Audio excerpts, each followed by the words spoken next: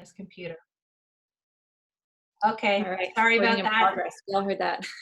Thank you, everyone. Okay, we're all set. That's okay. I won't say my introduction again. We all got it. First of all, I'd like to introduce you to Cornelia Li. Cornelia is an illustrator from Toronto whose clients include the New York Times, the New Yorker, the Walrus, Chatelaine, and Reader's Digest, and many, many more. Her past work for Broadview includes the illustration for a story called Letter to My Opioid Addicted Father, which was in our September 2019 issue and was nominated for a National Magazine Award. And I also recently learned from poking around her website that Cornelia also illustrates children's books. In our December issue, Cornelia beautifully illustrated our cover story called Stockings and Steamed Dumplings. Second-gen Canadians share their spin on Christmas traditions. So please join me in welcoming Cornelia.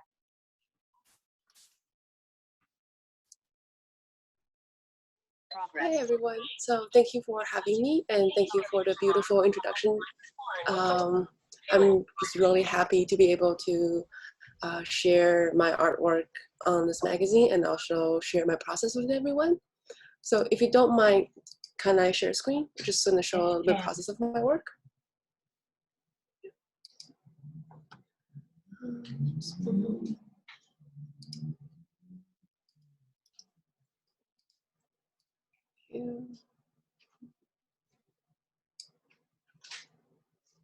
So can everyone see? Yes. Yeah. Okay, so this was the December cover. So the concept here is to capture what is it like being a second generation Canadian experiencing Christmas. As usual, I have the fortune to work with Carol, who's always been super helpful in giving me art directions or any sort of suggestions or ideations. And again, when she contacted me to work on this cover, I was really excited. Also kind of nervous with the challenge because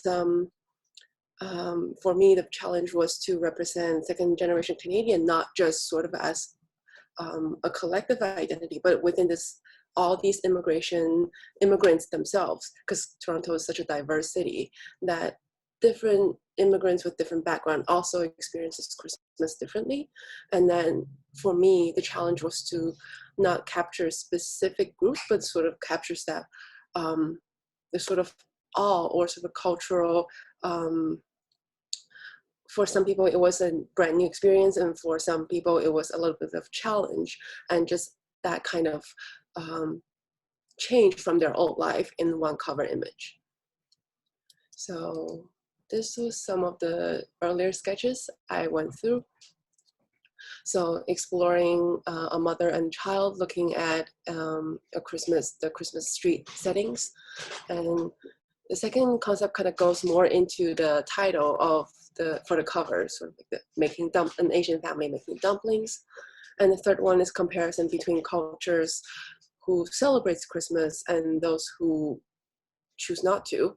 And the last one is sort of contradicting two different families. Again, one who's more eager to celebrate Christmas, and while for others, it was more just another passing day. So this was the one we went for, and Carol did this beautiful layout, and it worked. I feel like just the way the image worked with the text was it's just very captivating. And this was some of the process work throughout the creation. From very early on, I knew that it's going to be a night scene, but I didn't want to make it too dark. So a big part of the focus, I was exploring sort of the non-conventional bright scarlets, sort of the yellows, warmer colors, including warm blues and some of the warm turquoise to represent the festivity of the season. And this was the final illustration without the text.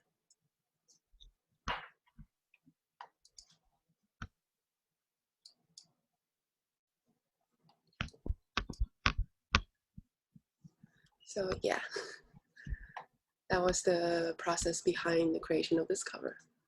That's great. Thank you so much for sharing that. Can you just tell people what tools you use? Because I think, when we think of illustration, we think of somebody with a pad and a paper, but I suspect that you're using it's more computer generated. Can you tell people about how it happens? Sure. So the majority of it is done in Photoshop, but I do like to incorporate just hand-drawn elements. So I do create textures using pen and brush and acrylic, and I scan them in and include those as part of the illustration. I feel like sometimes, even though, I like to work digitally because it's very fast, it's very efficient, but I like to include these handmade marks in my artwork just to give them a more personal feel, or just a more unique visual experience than just another computer generated image. Yeah. Okay. When you first read through all the stories, because we had quite a variety from a lot of different cultures and different experience. Some people were from Christian backgrounds and some people were not. I was just wondering what your impression was of the stories themselves when you first started to conceptualize them. Yeah, I think this was there was 5 different stories I was reading, and like you were mentioning, some of them obviously with a Christian background, it's a lot easier to integrate into this community, and some of them there was a bit of a cultural clash. But I feel like one of the big similarities I can sort of experience through all these different attitudes toward Christmas is the sort of the seeking of human connection, or the yearning for joy, for happiness, and the Christmas holiday season. Doesn't matter what religion or what kind of background they came from. The wish for joy, especially for children, for younger second generation immigrant children, that they wish for that happiness, disregard of their actual background. Yeah. So I think that was why in this cover that the child, whose focal point, she's being fascinated by all the lights and all the festivity around her. Yeah, and it's amazing how when I saw that cover, I thought it was so beautiful because it's just, you captured this one moment on a streetscape that, you could just imagine that a few seconds later, the child's going to get dragged along and that's going to be the end of that moment. But and that little story that you told on our cover, that wasn't one of the stories inside, it was your own creation. Did you have any personal elements in there, or what just drew you to the streetscape idea? I think that's definitely drawn from my personal experience, because where I came from, it wasn't such like a big deal like here. And when I first moved to Canada, especially, I'm obsessed with snow. So I'm obsessed with winter, and where I come from, it's more tropical. So just sort of the snow, to me, like the snow and then the lights and how that visual glittery, like winter wonderland, I know it's a bit cliche, but the winter wonderland experience, to me, it was just so magical. And of course, as a kid, I wasn't fully aware of the meaning behind everything that's out there, but just that visual experience, that was like, that was everything for me. Yeah. Well, I know from reading your bio that you were born in China. And so this story was almost in a way personal for you, I suspect, too, because as you said, it's not, Christmas isn't as big a deal in China as it is here. For sure. Yeah. Do you celebrate Christmas? And if so, do you also have a story of blending your culture from your birthland with the culture in Canada? I think back where I came from, it's celebrated, but more actually it's just a commercial holiday. So it's like another way for malls to make sales. But after I came here, I think what we noticed was just the festive atmosphere. And I think for us, that resonated with us very quickly. Yeah. So as of currently, my family, even though we don't celebrate it in the grand scale as perhaps some of the locals, but we definitely do put up Christmas tree, Christmas light. My parents do that every year. And just to sort of join that neighborhood, sort of neighborly festive mood. Yeah.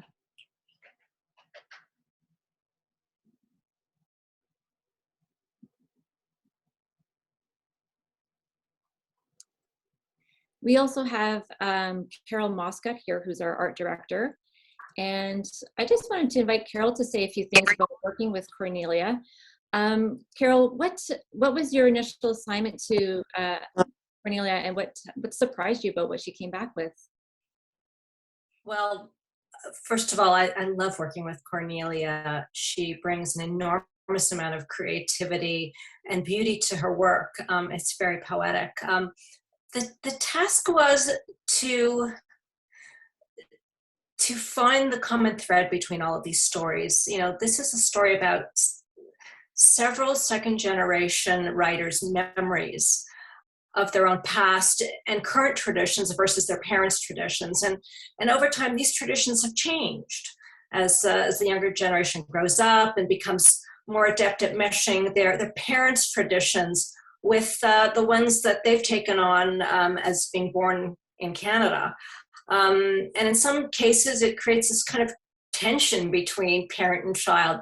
And in other instances, it creates a new bond between parents and their traditions, over time. So there's a kind of evolutionary quality to these experiences that I wanted Cornelia to get at. And so when she delivered her first concepts, we saw the different covers that she proposed, the 4 different images. Why were you drawn to the one of the streetscape? She so accurately captured the wonderment of Christmas. I'm a first generation Canadian. My parents are from Eastern Europe. And I remember so well that moment on, going downtown to see my grandmother and the lights and being completely captivated. And Cornelia, I think she takes us all back to that moment, whether you're an immigrant or not, that moment of captivation and beauty. And she got to the heart of that parent-child relationship. You know, the parent looks like they've had a long day, they want to get home. And the child is pausing for that magical moment to take in that tradition. That's what Cornelia does best. She creates magic. Cornelia, you also did all the inside images with this issue. Did you have a favorite one that went with the ones that went with the stories? I think my favorite for me, story-wise, was Stephanie's story, just because it just really resonated with me. I have a younger brother also, so it's almost an exact replicate of my personal experience. My brother being younger, so he's more immersed in the local culture here versus me, who's a bit older when I came here. So there was definitely that transitional period. So sort of, just with him being here and that sort of like family experience, it was, yeah. This is the one. So that was definitely my favorite story. Yeah, great. Well, it's wonderful, and I wonder, there's lots of great comments here. I don't know if you've had a chance to take a quick look, but people saying that it is interesting to know the step-by-step process that you undertake to get to the finished product, and lots of appreciation expressed for you there. So that's great. Any final thoughts or any other questions from the group? We do have a bit more time if anybody has a question.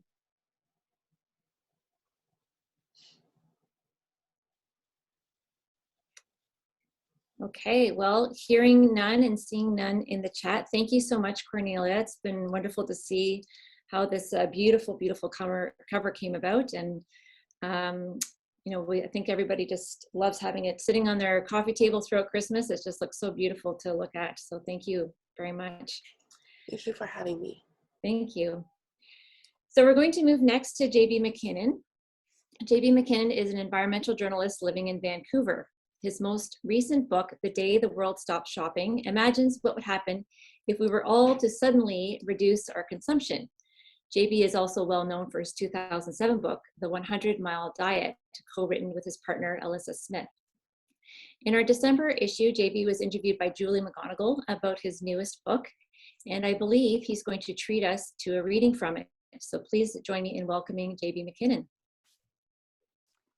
Thank you, Jocelyn, and thanks everybody for coming. Cornelia, that was really wonderful for me as well. I work with a lot of magazines, but I don't really get a chance to see the work that goes in behind the scenes on illustrations for my pieces or covers of those magazines. So that's wonderful to see.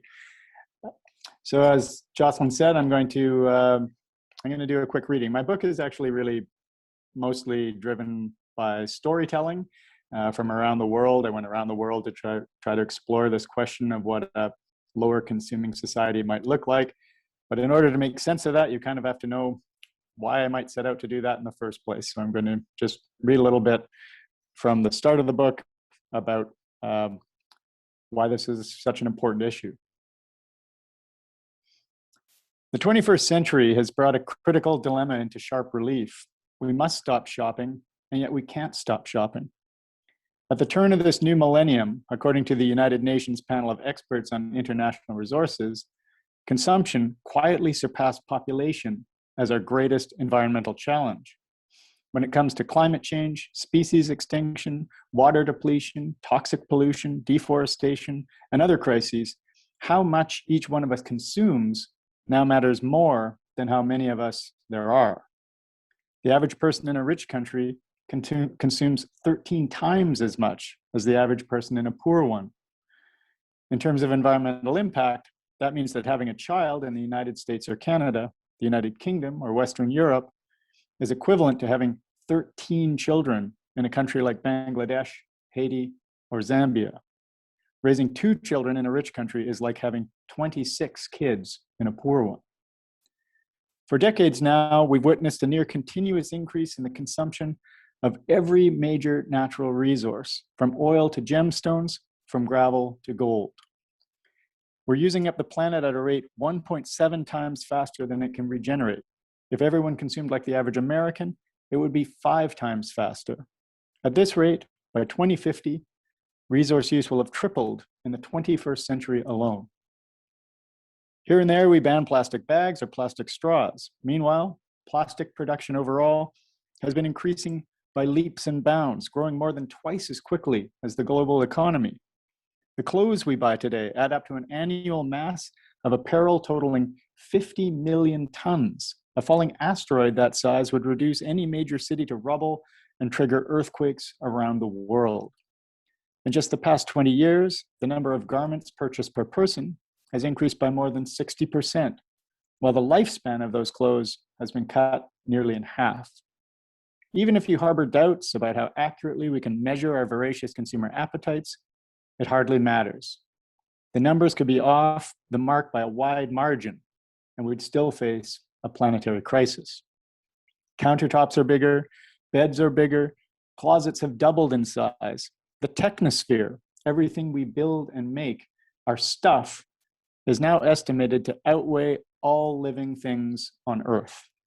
Spread evenly across the surface of the planet, our possessions would amount to a 50-kilogram heap on every square meter.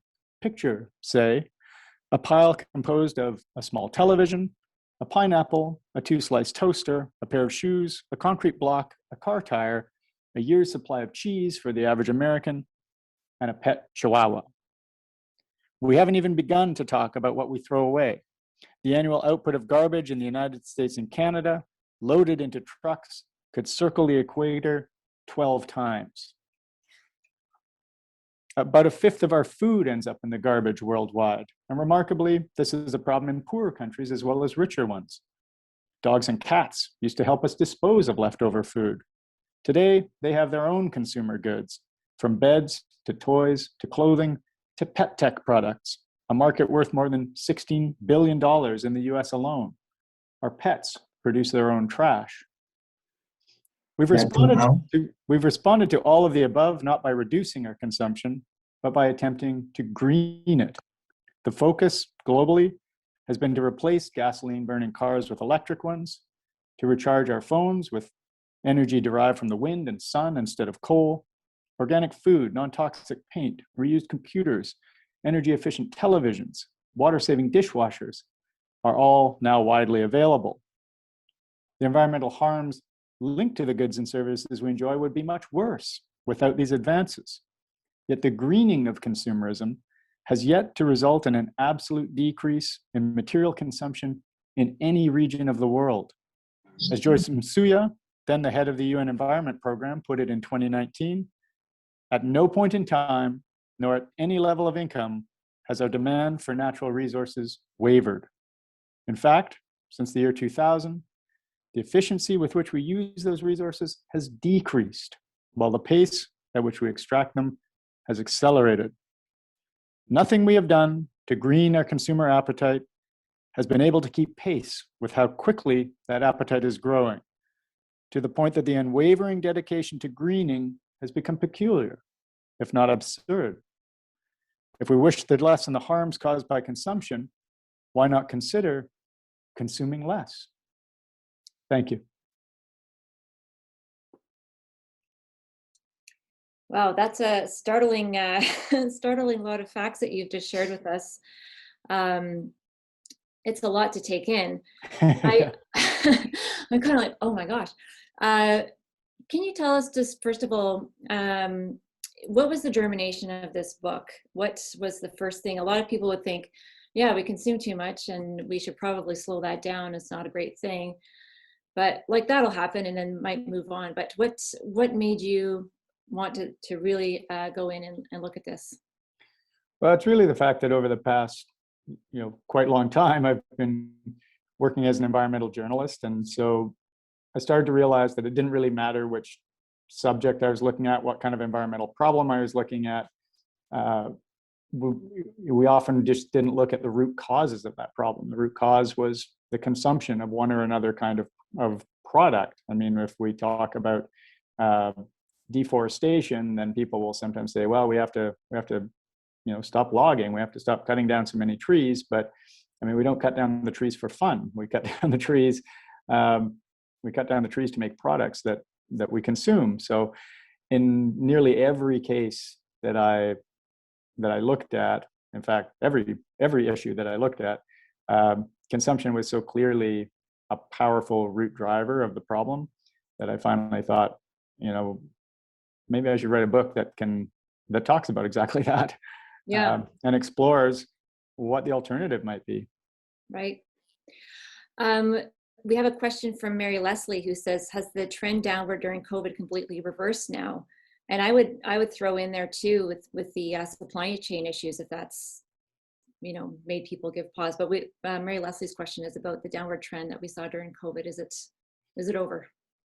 Yeah, it is over. The downward trend that we saw near the start of the pandemic was really interesting and became a pretty integral part of my book, because it really was a moment when the world seemed to stop shopping, and there were so many different effects from that.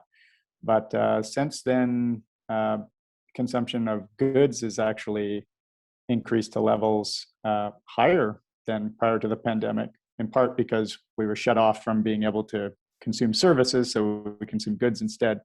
But the expectation is that we'll probably set a new record for consumption worldwide in 2022. Ellen Hux has a question asking what you have stopped consuming. And I would love to know what, Christmas looks like in your house.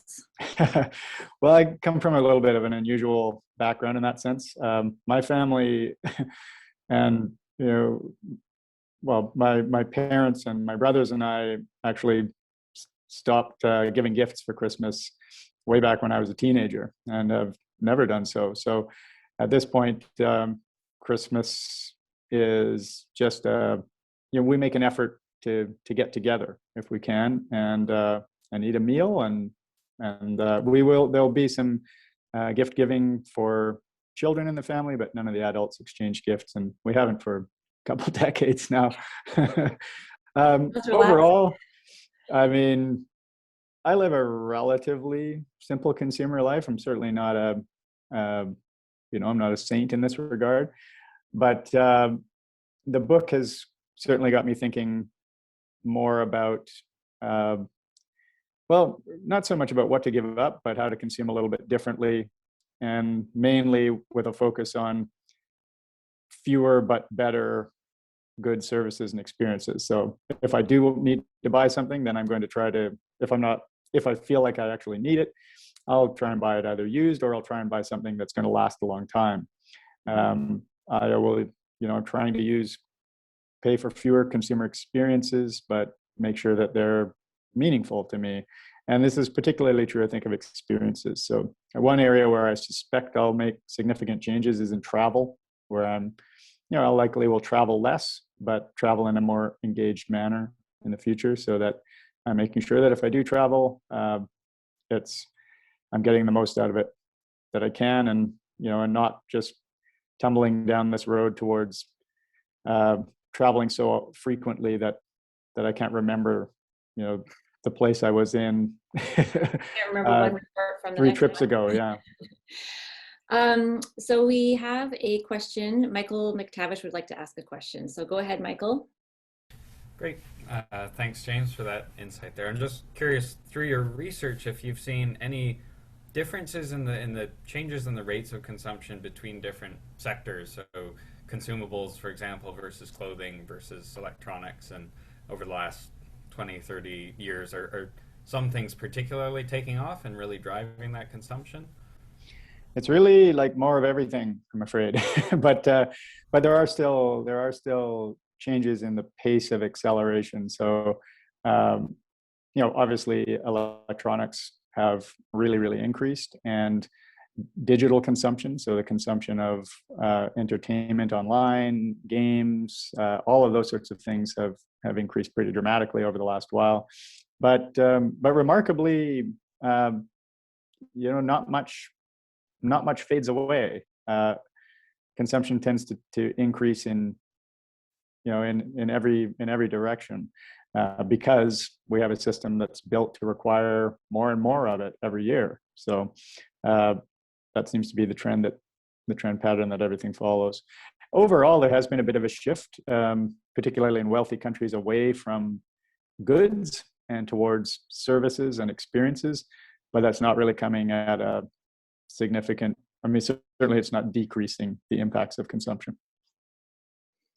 Okay, we have a comment and a question from Julie Lee, who says, it sounds like we're doomed. Are there any real solutions, especially given the growth in the global population?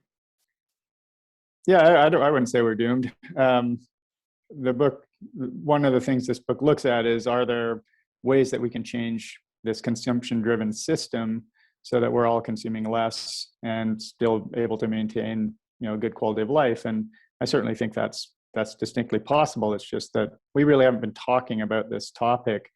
It hasn't been at the center of conversations about sustainability even for about 20 or 25 years. So it's certainly it's time to have a lot more conversations like this one, I hope, where we'll start to consider how do we shift the system away from this trend towards more and more consumption, and particularly this trend towards cheap and disposable versus higher quality and longer lasting. Mm-hmm. That's probably brings us to Maureen's comment, which says it is often cheaper to replace than repair, encouraging people to buy more. Have you found any municipalities with policies that require or encourage repair? I haven't found any municipalities particularly, but the Sweden, for example, reduced taxes on repairs versus new products. So that helps encourage the repair sector there. Europe in general is really talking about right to repair type legislation. They're moving in that direction. So that would see sorry, everybody appears to have frozen. I'm not sure if you can hear me. We can hear you.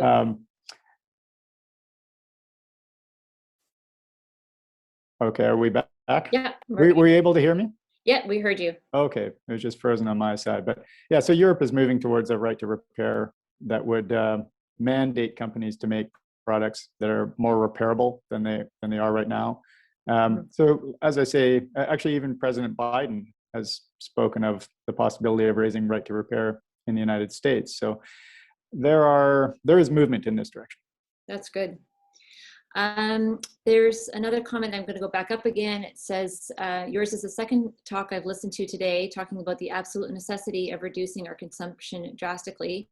And Andrew Nikiforuk, sorry if I said that wrong, spoke at the University of Victoria and is adamant about that. Do you know Andrew? Yeah, I do know Andrew. Yeah, Andrew Nikiforuk is Thank you. he's an energy reporter, I guess mainly for the Tyee, which is a really great website we have out here in Vancouver. And I mean, absolutely agree with Andrew on that. Yeah, okay. Catherine would like to know if you follow the minimalists, and she's learned a lot from them. I'm aware of the minimalists and that kind of approach. The only thing I guess I would say about movements like minimalism is that they don't tend to propose changes in the system. They tend to propose individual lifestyle changes first and foremost. And I agree that can be really valuable and really important. But history kind of tells us that these movements of individual lifestyle change don't typically succeed in the long run, or at least don't become powerful and widespread enough to drive dramatic changes in the kinds of dramatic changes we need in the actual system that we all live in. And so I think both are important. I think this kind of individual approach is important, but it also has to be translated into system level shifts. So can you just detail a bit more what you mean by the system level shifts? What needs to be happening above the individual level? Well, we need to be looking at things like, what can a healthy but slower growing or even smaller economy look like? If we reduce consumption, it's not going to produce as many, it's not going to be as productive. It's probably going to mean that there's less work to go around.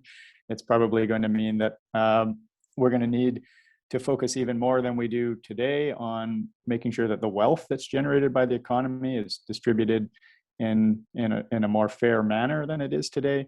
And looking at these kinds of system level shifts, like how do we encourage people, how do we make it more competitive for people to buy secondhand goods than new goods, for example, or to repair goods rather than buy new goods? What kind of legislation or policies or subsidies or taxes can we put in place that encourage the production of durable goods rather than cheap and disposable ones? So there are all of these kinds of shifts that have happened over the last 20 years and really far beyond that that have been accelerating consumption. So how can we start to reverse those processes? Okay. We have a question from Helen, who says, what is greenwashing and what is ELCO? I've heard these terms as recently as last week in a climate change webinar, and how are these concepts related to consumerism? Well, the terminology is changing all the time. I don't know what ELCO is. Greenwashing refers to, maybe there's somebody on this chat that can, but greenwashing is when a company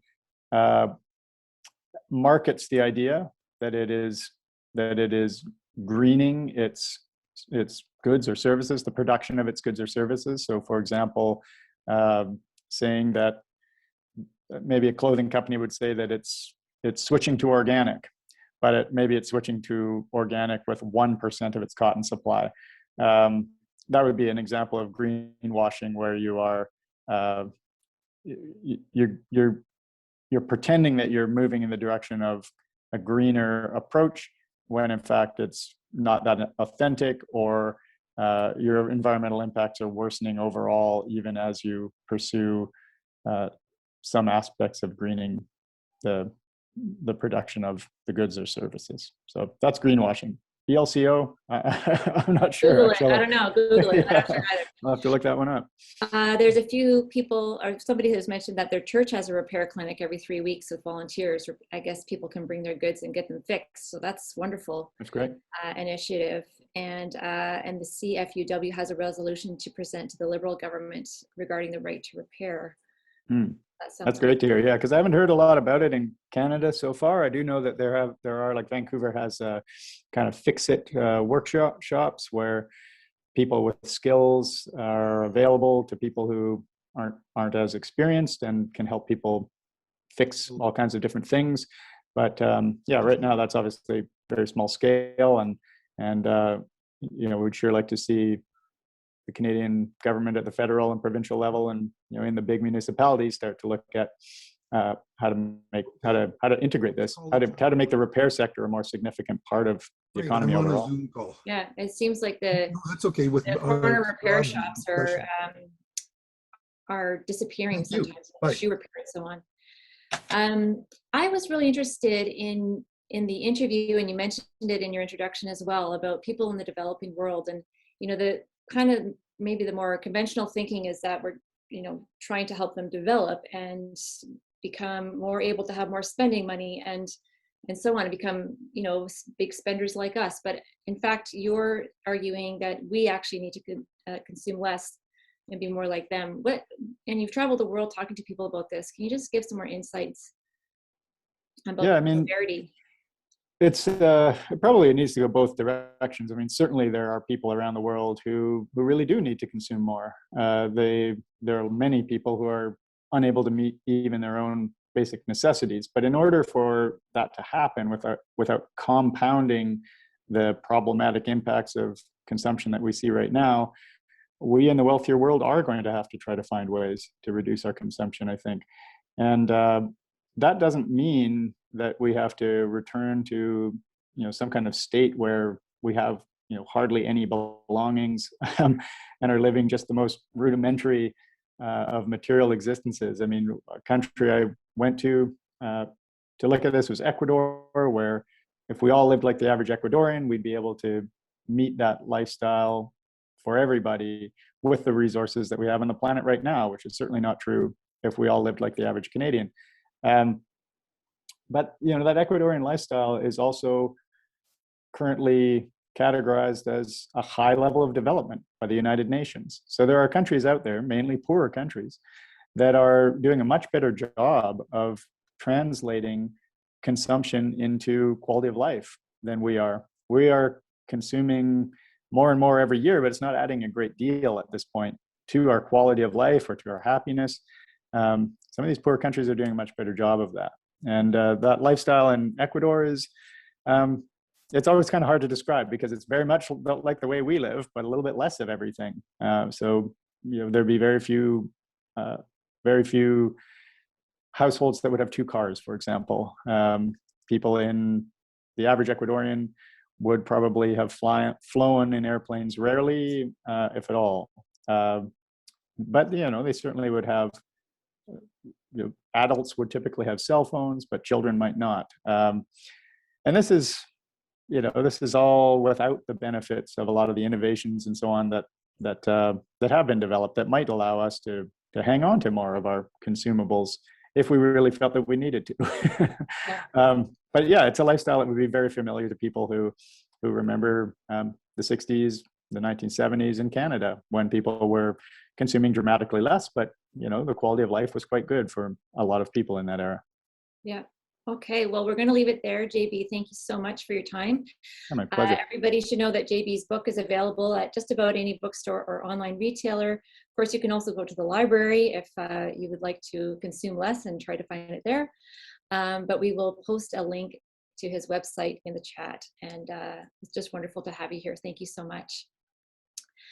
We're going to move along to Meagan Gillmore. Meagan is a Master of Journalism student at Carleton University in Ottawa, who has already written for The Walrus, CBC, and TVO.org. She's also the host of a podcast called Connecting Disability. Before she went back to school, Meagan was a reporter at the Yukon News in Whitehorse and a copy editor at Brunswick News in St. John, New Brunswick, and a national labor reporter for Rabble.ca. She has reported on disability policy and related topics for Accessible Media Incorporated's audio programs since 2016. In our December issue, Meagan wrote the feature, I Didn't Get to Make a Choice, about younger adults with disabilities who are stuck in long-term care because they can't get enough support to live at home. Her story has been one of our most popular online in the past month. So please join me in welcoming Meagan. Hi, thanks for having me. It's good to see all of you and get to hear more about what went into this issue.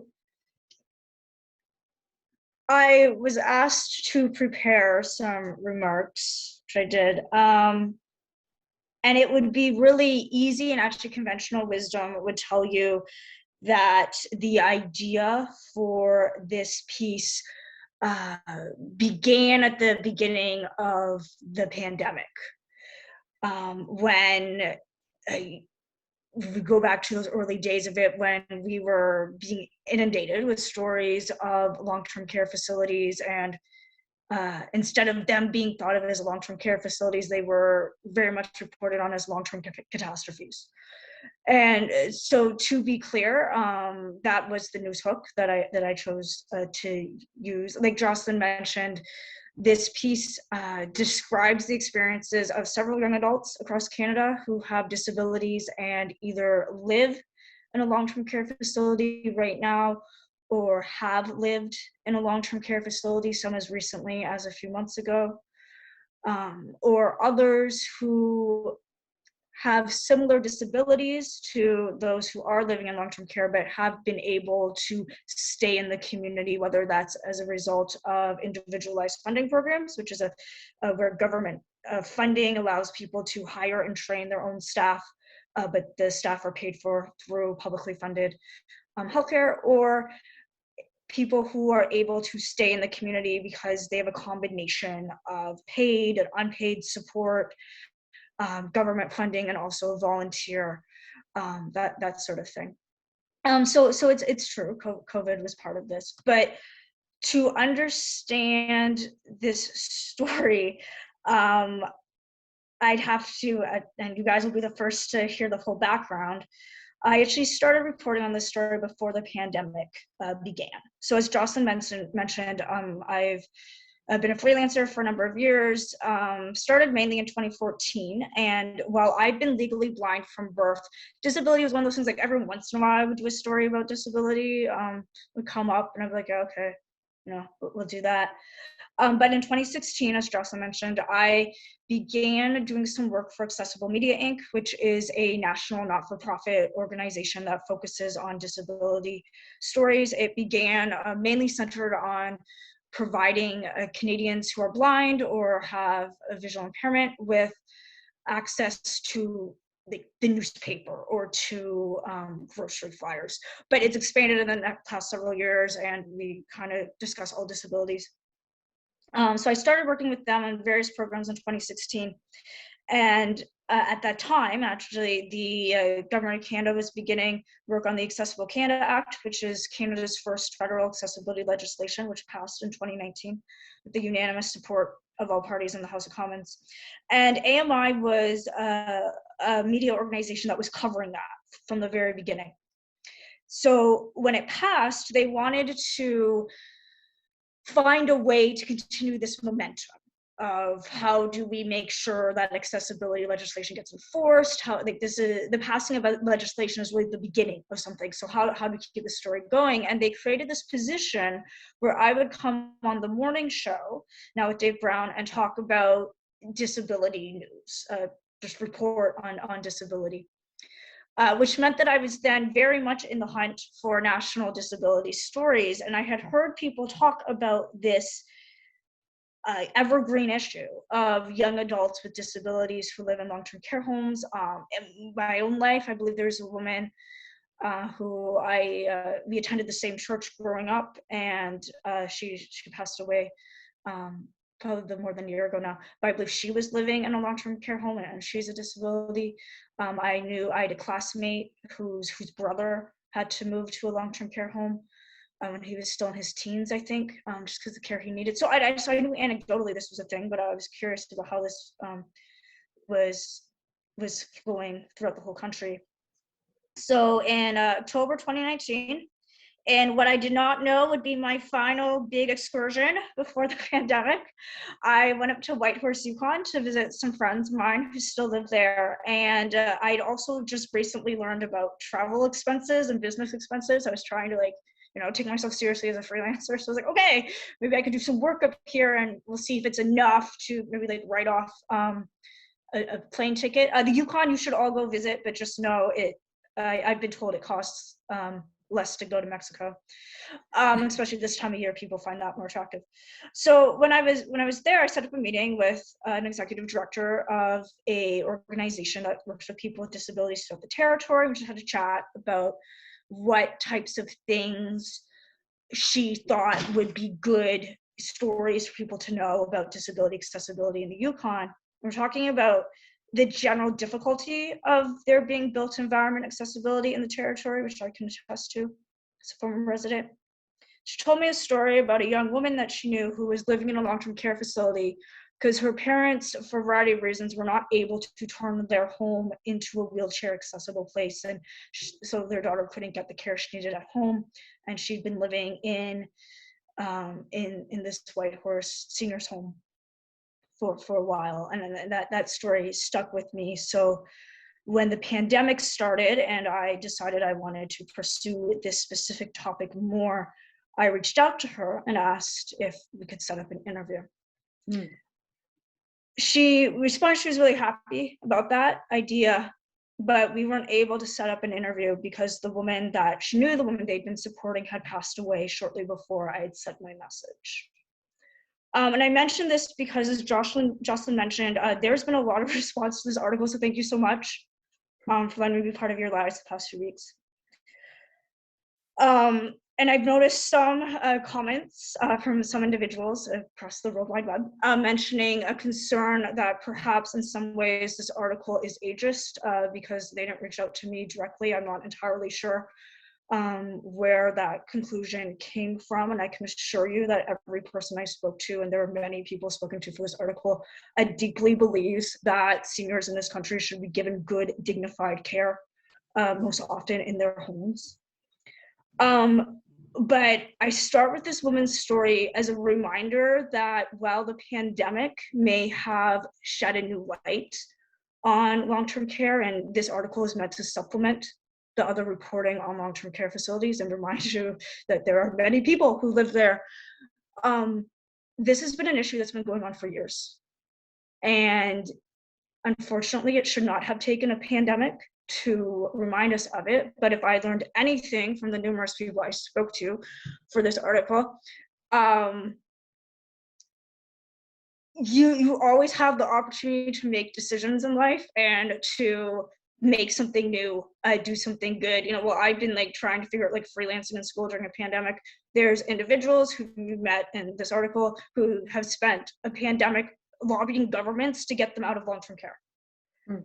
And probably some of the most creative and hardworking and ingenuous people I've met over the past few years have been individuals who live in long-term care facilities that you wouldn't think would be there. But their creativity and the resilience and first finding a way to stay occupied for the past 19 months, and then also thinking about solutions beyond themselves has been really insightful, and it's a story that I hope we all learn from.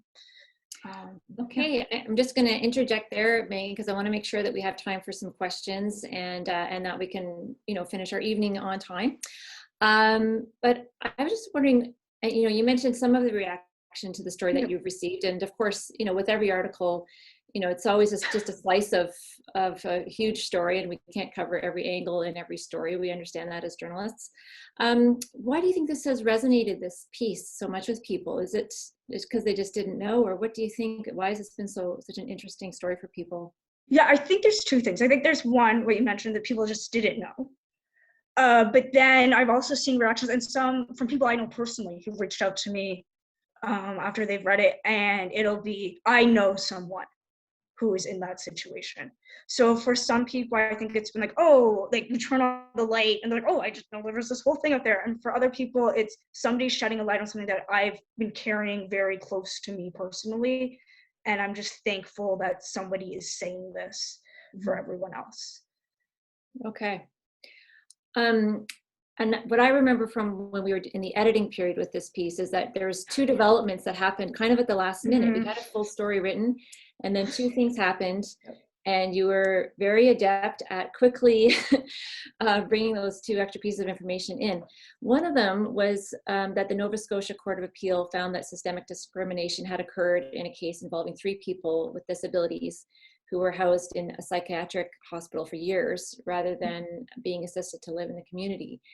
That just happened, what was it, October? Yes, yeah. What's happened since then?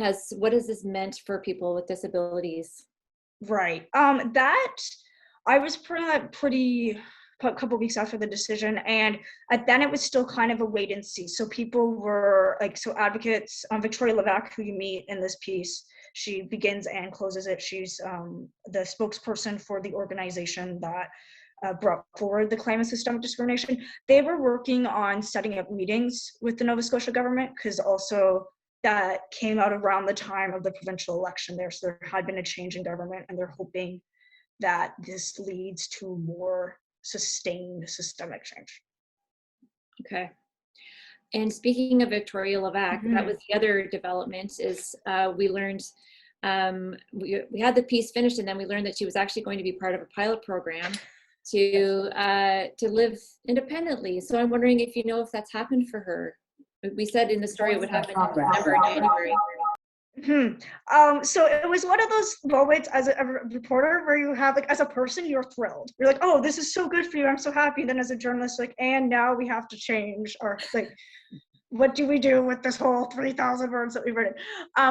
Victoria actually just had her birthday a couple days ago. As far as I know, they're still working at the to get that going. When we spoke about it last, they were aiming for a late December, early January start date. This is a government program, so expect some, bumps along the way. But she was very clear, and you will pick up on this if you read the piece to the end. Like, she was very clear that even when she leaves where she's been living, that for her this is not over, that there'll be this continued advocacy to have more individuals get to access this. And it's a model that we're seeing elsewhere in the country. Jonathan Marchand, who is another individual profiled in the piece, he has, on an individual level, been able to access a similar situation. And there's talk about a similar system in British Columbia with the closing of the George Pearson Center. They're trying to do another one. George Pearson is a whole other story that I just felt they would not work as part of a bigger story. It's kind of its own thing. Yeah. Well, the Victoria Levac news, it certainly, I know you had to do extra work on your piece at the last minute, but it made for a really beautiful ending to your story. So that was great. And I'd be interested to know from the group if others are aware of people, younger adults living in long-term care in their travels and so on. So I'm seeing a comment from Ann Hill. The lack of support, for example, nursing care, PSW support, is making it so difficult for people to stay in their homes. Yeah. What's your thought about that? It's been even more interesting to watch it develop throughout the pandemic. I've done some reporting on families who have medically complex children and the struggles they've had to get nursing care and PSW care at home. So one things that happened is when we needed more nurses, we needed more PSWs to fill in long-term care homes, many of them left community care. So community care saw an exodus of staff, and I know a group of parents in Ontario who are advocating for ways to fill in that gap and how we can better even get foreign trained nurses working in community care. So it is a much larger issue that even goes down to how we accredit nurses. Okay. Well, I'm looking at the clock, and I'm going to leave it there for now, but as always, there's some of us like to stick around for a few minutes after 8 o'clock and just kind of have more informal chit chat time. But I want to first of all thank everybody again for being here this evening, especially Cornelia, JB, and Megan, who have volunteered their time to make this event possible. So we are very grateful to you. Tomorrow we'll be sending everybody a short survey by email, so you can let us know what you thought of the event. Broadview's online reading club is a free event, but it does cost us almost $3,000 per year to have a Zoom account that can handle a group event of this size. So if you're already a donor to Broadview, thank you so much. Your donations help us continue to feature exceptional people like Cornelia, JB, and Megan. If you're not a donor, please consider making a small donation for tonight's event. Even $5 or $10 would help. All donations are tax receivable. And we'll also have a link for donations when we send the survey out tomorrow. I wouldn't be a very good publisher if I didn't also mention that Broadview makes a wonderful Christmas gift. If not in JB's family where they don't give Christmas presents, but in other families. If you would be interested in giving a gift subscription, It's broadview.org/gift subscriptions. And again, I invite you to stick around for a few minutes if you'd like to have some more informal discussion time. Otherwise, thank you so much for being here. We hope to see you back here at our next online reading club, which is January 10th at 7 p.m. Eastern. And that's when we'll discuss the February issue. So good night to those who are leaving us right now, and I will be online for a little while longer.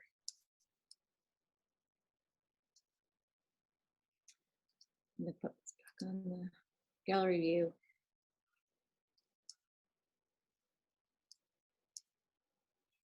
So Meagan, I had another thought of a question for you. I know you interviewed a lot more people than you put into the story. Mm-hmm.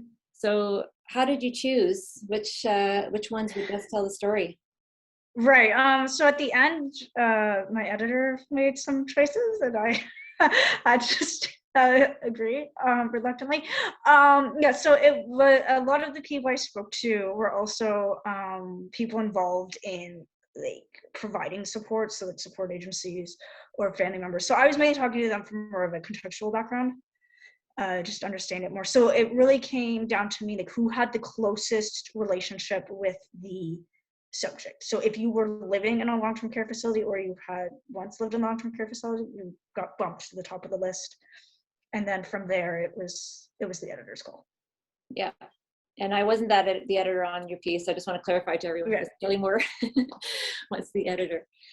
So, yeah. So I'm hopeful that I'll be able to take the information that didn't make it into this piece and maybe repurpose it for something else down the line.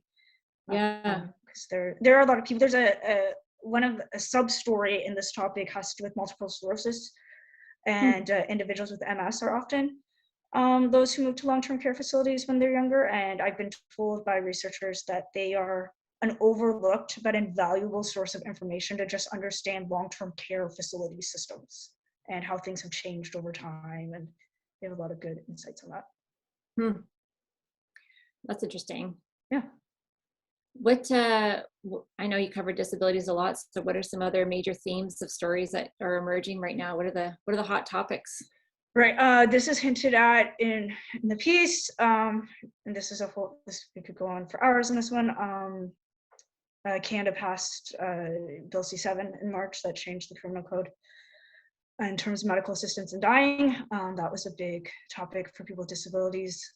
There's a lot of concern expressed around that. So that is in the background, I think, in probably everybody's mind when you talk to them about disability support. We have a new government. You may have noticed that people with disabilities were not mentioned in the throne speech, despite the fact that the government had said, and the Liberal Party had said in their campaign, that they wanted to create a national disability benefit. That is a big discussion. There's a lot of petitions going around to have that be brought up quickly in the House of Commons. We'll see if that happens. Accessibility legislation is always something that will come up in different provinces. And then I'm saying this from Ottawa, so I'm in Ontario, through the AODA, and nobody actually believes the province will be accessible by 2025. So with every new province that introduces accessibility legislation, everyone else is like, well, yeah, but so those are some main ones. Yeah.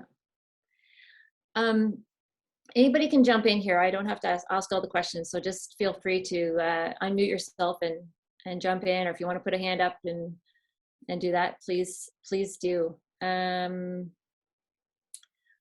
There is a question from Alan in the chat, but I'm not sure, is JB still here, or did JB head out? I think he may have headed out, but I was. Sorry, Alan. Yeah, I was just curious. David Suzuki talks about giving up, a lot of travel now. Doesn't take jet planes because his children challenged him on it. And I was just wondering, JB said he went around the world in his research, and that's a carbon footprint, I would think. Mm-hmm. And just curious to know, on reflection, what he thinks of that. Yeah, I think he has addressed that in different interviews. I don't want to speak for him, of course, but he does address that, and he also addresses the complexity of selling a book, a product, wanting to convey his ideas as well. So there's, there are some. Well, I think books are a much smaller footprint than Oh, a sure. trip around the world. Sure. Yeah. Good point. Yeah.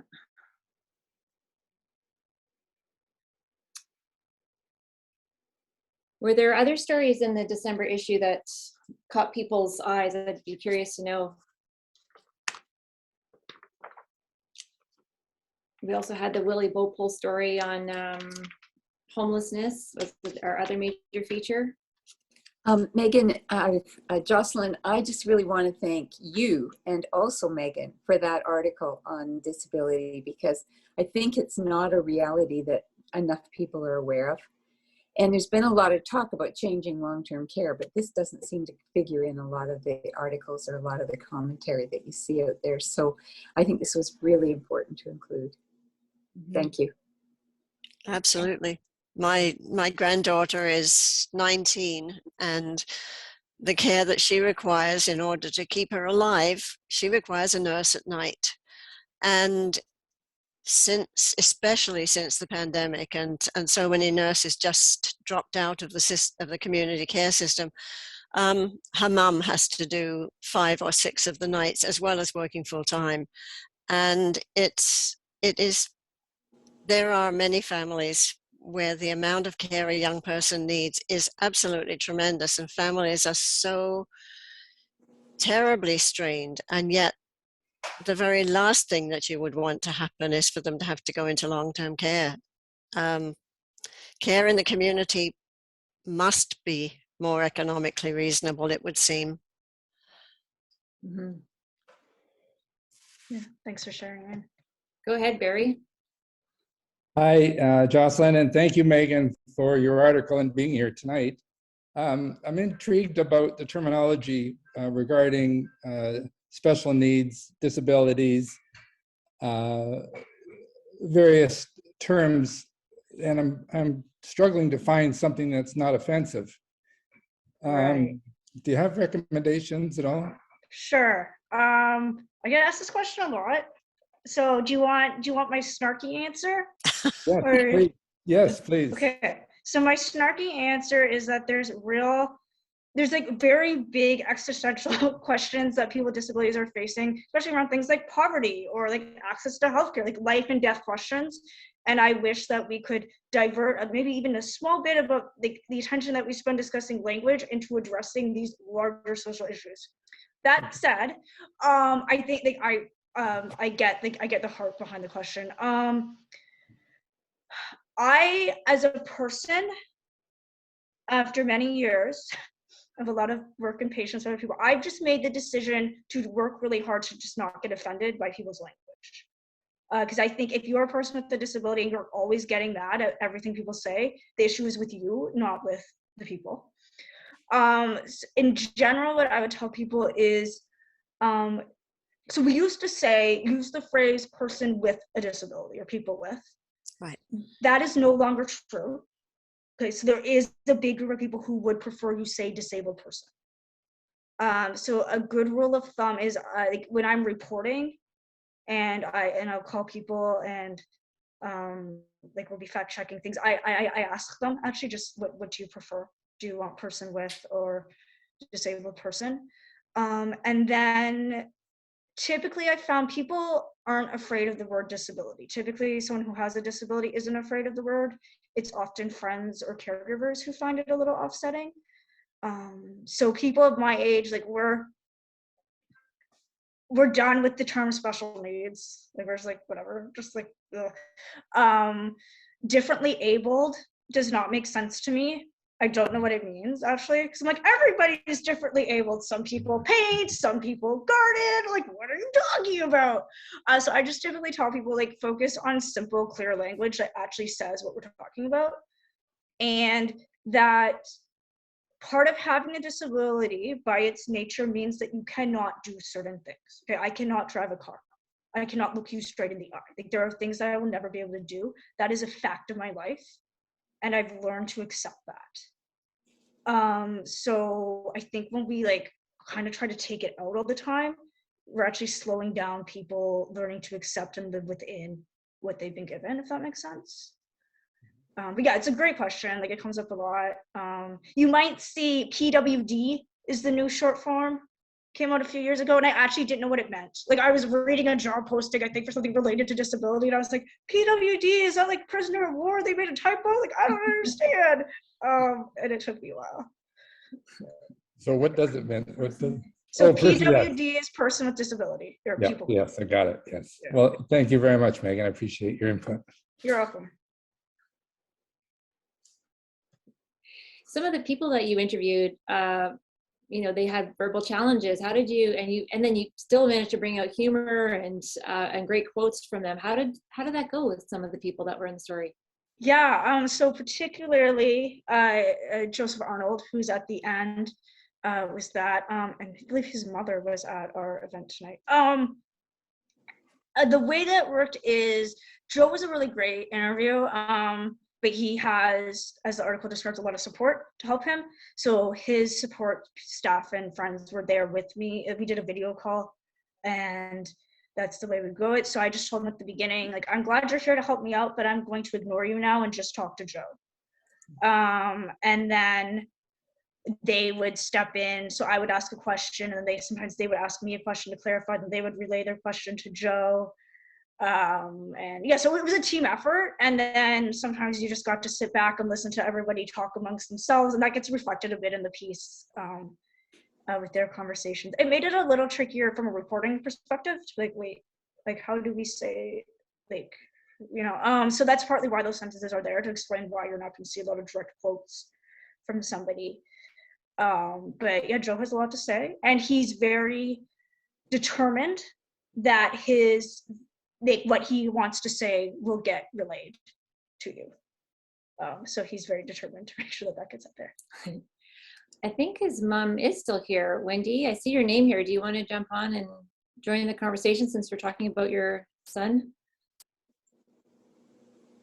Thank you. Thank you, Jocelyn. Yeah, I'm just sending a message here to Megan that I just find this overwhelming. It's such a huge, huge topic, but I really like what you're saying, Megan, about the existential dilemma that a lot of us face in life. And the disability is one part of it, but there's all this other challenge that we all need to figure out: how to live, what to buy, what not to buy, in these discussions today. So I'm very interested in people's reactions and just the reflection during this pandemic about how to live, where to put our resources, how to affect the system. A lot to think about. And I think Jocelyn and Megan, as I said in the letter, it's such a wonderful start to the conversation. Well, thank you. And not to totally embarrass you too much, Mrs. Arnold, but like, there's parents, and you would be one of them, like there's families who've been really like spearheading creative ways of responding to this for decades, long before I ever showed up. So it was just really great to get to highlight what people have already been doing, what they are doing. Yeah. And yeah, I was asking what's one thing that I hope people do. There's a few things I hope people do as a result of reading this article, but one is find the solutions that people are already using and learn about those and see how you can replicate that. You don't have to start from scratch.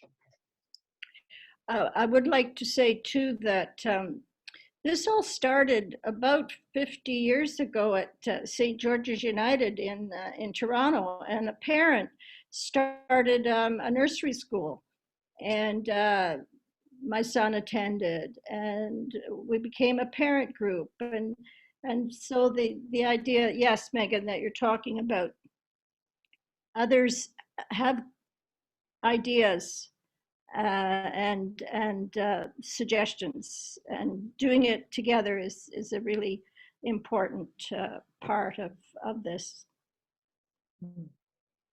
What did Joseph think of the article? He really likes the photographer.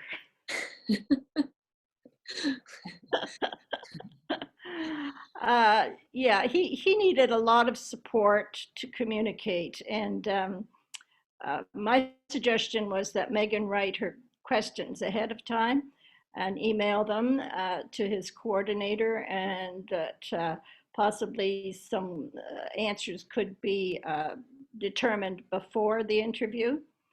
And I left it there. And I was very impressed to be left out of the process. I think as a parent, that's what we all wish for our children, to be able to carry on. And I'm feeling pretty good that that's going to happen for my son. Great. That's good. There's a comment here from Kathleen. Kathleen, do you just want to hop on and I mean, I could read your words, but I think you could say them also. You're still here? There we go. There.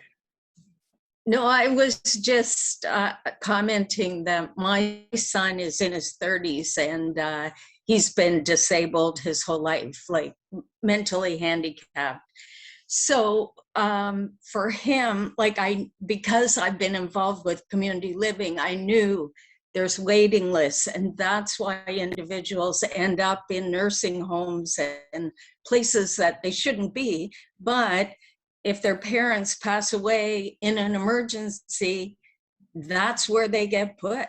And luckily, my son physically is fine, doesn't need a lot of intervention or meds, but he wouldn't be able to live alone. So I'm trying to come up with solutions, but there's a lot of, like, I got funding, like through originally community living, and then it became individualized funding from the government. So because I just want to be able to see him in a living arrangement eventually before I pass away, you know, like and you can't wait till the end to work on these solutions. So I just think it was always on my mind, how will he manage when I'm gone? Mm-hmm. It's a tough question.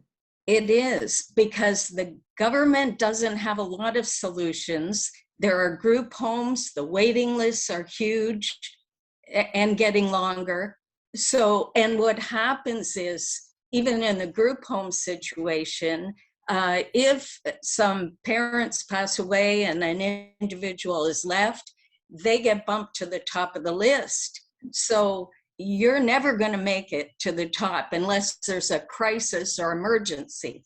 So that's why I look for solutions myself, because the government doesn't have all the answers and they'll be flooded. You know, you look at the aging population, and I don't know, it always scared me. And I thought, I want to see my son living happily before I'm gone, you know. Yeah. And his brother has always said he'd look after him. And that's fine, but that's a huge responsibility. And I want to put things in place to make it easier for him. You're his mom. Yeah. Yeah. And darn it, I can't live forever. Betty, did you? Yeah, go ahead, Betty. I just want to share just a couple incidences in my life. When I changed careers, I became an accountant, and my first job was with Disabled People International. And that was the time, it was started by an organization, by two men in the city here. And that was a time when disabled was not an acceptable word, but they named it themselves. It was the most, it changed my life to be around people internationally with severe disabilities fighting for their rights. And another story that I stuck with me, I taught at our local college, and I was standing at the desk, and there was a lady standing beside me. She was so excited. She was there at 8 o'clock in the morning or whatever time, she was going to make sure that her, I think mostly mentally challenged son was going to get into a program that the college had started for students with learning disabilities. And I just felt like crying. So I've had some amazing experiences with in the community, and it's led to my daughter having a career internationally too. But anyway, that's my sharing about myself a bit. Thanks for sharing that. I also got a direct message here from Virginia, who wanted to share a few observations. So Virginia, if you're still here, go right ahead. Yes, I am. Over the past 20 years, I've done quite a bit of volunteer visiting of people in long-term care. And my congregation was part of a group of congregations that sent a team of volunteers early Sunday mornings to accompany people to worship in a long-term care facility. And just one observation I would make is, and this comes from a couple of nurses who are friends of mine, that long-term care is dramatically different from what it was a generation or so ago, because people are living longer and their needs are, in elderly people, are great and they're able to survive, but they're dealing both with dementia and serious physical conditions. And even in really, really good places, this is complicating. And a couple of the ones here in Winnipeg used to be more like, well, one is called the convalescent home. And that would be where you would have gone after a hospitalization or serious injury and recovered for a while, and then gone on to your home. So there wasn't this, the expectations were just quite different. One nurse told me recently, people used to still be driving when they came here. We had to have a parking area for residents' vehicles. And now, it just makes me realize how very difficult it must be for much younger people to be with the people living with the kinds of difficulties that I'm mentioning here. And what a challenge we have. And our government here in Manitoba has regarded the main health care challenge as balancing the budget and cutting expenses. So we need a lot of political action from interested people.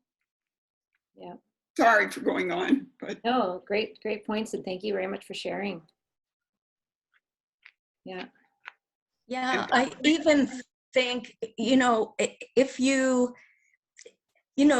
if an individual, a young individual ends up in that situation, like, I think in terms of my son, and I will tell you, he'd be irritating because he plays Disney videos over and over all day, all night. And so he wouldn't be allowed to do that, I'm sure, because he'd be bothering people. Just the same as even if he got a group home situation, he'd be annoying because of this habit. So, and that's why, and in any situation where you're thrown in with other people, it doesn't mean you're going to get along with them. I might not, and why should he? Like, we all have different personalities. So I kind of think it's important to find the right solution that works for them, that allows them the most they can enjoy of their life, especially at a young age when they have so many years ahead of them. Yeah. But it's frustrating because I know, the government doesn't want to spend a lot of money on this, and the right solutions won't be cheap. I also know that in Toronto, like from community living meetings, Toronto is really pressuring any builders new condos, new apartments have to have a certain percentage of not only affordable housing in it, affordable units, but accessible units. And I think, you know, this should be a requirement for all developers. Yeah, just building off on that, like that is, that's a big theme that comes up when you talk to people more. So Chloe Atkins, who's a woman that's quoted in the piece, she talks about a lot, that those things didn't make it in. But she also mentioned, because she uses a wheelchair, the importance of when you're making a, let's say, wheelchair accessible apartment, like it all has to be wheelchair accessible, right? So she's like, so if I need to go to my child's bedroom and, you know, like hang out with my kid, like I need to be able to get in there. So it's also thinking, like somebody who has a disability, like they may have a spouse, they may have children, like we're making a home for a family that includes disability, and like people just aren't all like living in silos by themselves. Yeah, it's been interesting to see more places integrate it more, but there definitely needs to be more done. I live in an apartment building in Ottawa that was definitely built before this was a thing. And there is somebody who, like, my only person that I really know yet is someone who uses a wheelchair.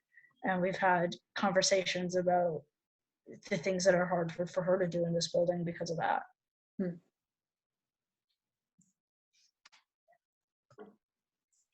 Betty, did you want to tell everybody about Riverview Health Center? I hope I'm not monopolizing conversation, but I worked at Riverview Health Center for about 2 years before I had a chance to work at IDRC in Ottawa. But it was established, it started with when the immigrants came, which my grandparents would have come with my mom, they built there was an old house there with a veranda, and it started medical care for the immigrants because they were living in a tent in the winter with little jackets.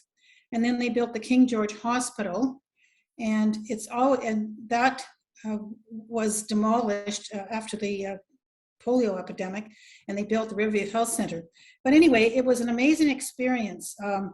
The staff were just amazing to the residents. I can remember the people with Alzheimer's laughing because these people still tease them. And I'll always remember the manager who said to me, Betty, when we get to homes like this, we will not be happy bouncing balls and balloons. But the president was amazing. He said everything was to service the people there. It has a great foundation that has supported various things. If you go there now, there's a huge area that's converted to represent kind of an apartment. It's got a stove and a little fridge and just a few and chairs, and it replicates a house. And then there's a safe outside area. And another amazing thing, there was a beautiful park. There is a beautiful park out there. And pardon my phone. And the resident said, it's so hard to take our family members to another green area. So the foundation paved pathways through this park. And it was just amazing. And so they can just go sit there on a park bench, put the person in their wheelchair, and away they go. And they don't have to get into a car and take them somewhere green and listen to birds. So I could go on and on. And I will say one thing, maybe this is racist, but, well, it isn't racist. I don't know where that facility would be without the amazing support of our, I forget the name of the culture, but they're just so wonderful with aging people, sick people. It's just, so anyway, and the president was just amazing. He just knew what was going on. They had the Polio 53 Club there. People lived there their whole life after having polio, and they were just treated royally. So anyway, it was a really good experience. And to this day, it's even getting better there as much as they can. And our church used to do a service there once a month. I don't know why we don't do that now. It seems to be they're doing something else. But anyway, but it's still, as you say, it's not for young people. So that is a big problem still. It's heartening to hear. Yeah. Meagan, I'm going to give you any final thoughts, and then I'm going to wrap up our wonderful meeting tonight. Sure. So talk about like what I think people can do, and I think a lot of those things have been mentioned already. find a way that you can go visit people who live in long-term care homes. You can there is the political side of it. Like you can write your MPP or MLA or lobby on like a federal level. There's also there's human beings who just want friends. So something like that. And then for me, it's been really interesting having this article come out in December, where we also that's where we have the International Day of Persons with Disabilities earlier in the month. But it is also the season of Advent. I'm a Christian, and to think about the fact that God becomes a man, becomes a human, and becomes confined to a physical body. If you say you are a Christian, if you are part of a faith community, I hope this article makes you think about, hey, how are we including people with disabilities in our community, and what can we learn from them, and why did we stop the service at the long-term care home, and how can we get that started up again? I think tomorrow will mark 3 years since my grandmother passed away, and being her granddaughter meant that when I was visiting her and my grandpa and they were leading music at a church service at a long-term care home, it meant that I had to go with them. I was expected to do that as a good 12-year-old. And yeah, I do hope that this sees more churches being involved with long-term care, because if churches aren't, I don't know who else will be, to be honest. I'll just say amen to that. Thank you so much, Meagan. And thank you for everyone for being here. And we won't see you again until the new year. So Merry Christmas and blessings on all of your families. Thank you so much for coming tonight. And we'll see you again. Take care. Be well. Good night. Goodbye.